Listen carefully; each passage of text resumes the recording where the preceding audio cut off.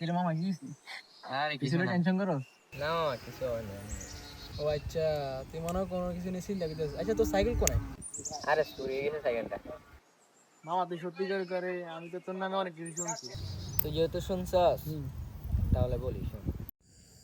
একদিন শেষ পরীক্ষা দিয়ে বের হয়েছিলাম, ওইখান থেকে এই গল্পটা শুরু। কি রে তোর পরীক্ষা কেমন হয়েছে? এই তো ভালো। এমসিকিউ কয়টা হইলো? মিস্টার মতো হইলো না। তোর কটা এমসি? এই 27-28টা হইলো। আমার পরীক্ষা তো শেষ লাগ, আমরা একটা টিম। টিয়া পয়সা কিচ্ছু নাই বেড়া, খবর ছোড়া খালি।